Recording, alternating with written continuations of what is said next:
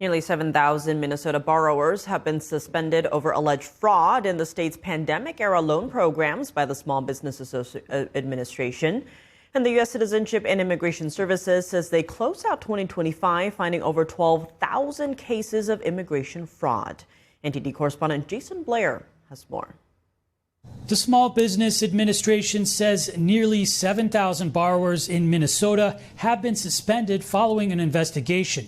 SBA Administrator Kelly Loeffler says the suspected fraudsters took out nearly 8,000 loans, totaling $400 million during the pandemic.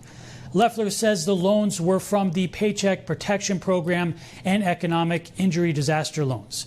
She writes on X, after years, the American people will finally begin to see criminals who stole from law-abiding taxpayers held accountable. Loeffler tells Fox News that after looking into Minnesota, the SBA will be going state by state. We are going to make sure, now that we understand the breadth and the depth and the method of these crimes, that we hold more states accountable. The Paycheck Protection Program is designed to help small businesses pay up to 8 weeks of payroll, as well as mortgage interest, rent, and utilities. The Economic Injury Disaster Loan Program aims to help small businesses by supplying low-interest loans during a disaster.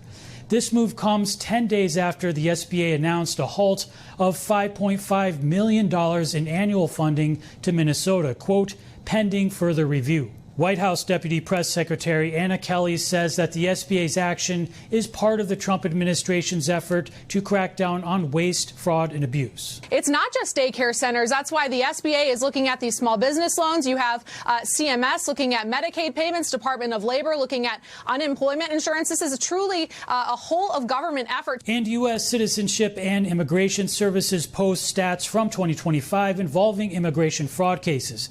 The agency says it had 29,000 immigration fraud referrals.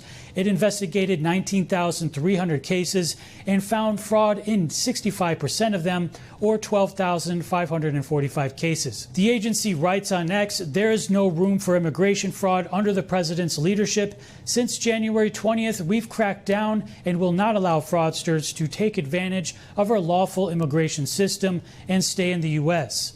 And about 10 days ago in December, the USCIS reported that it issued 196,000 alien removal notices in 2025 and referred over 14,400 immigrants to ICE because of fraud, national security, and public safety concerns. An alien removal notice notifies an individual of the government's intent to deport them over alleged immigration violations and to appear in court. Reporting in Washington, D.C., Jason Blair, NTD News.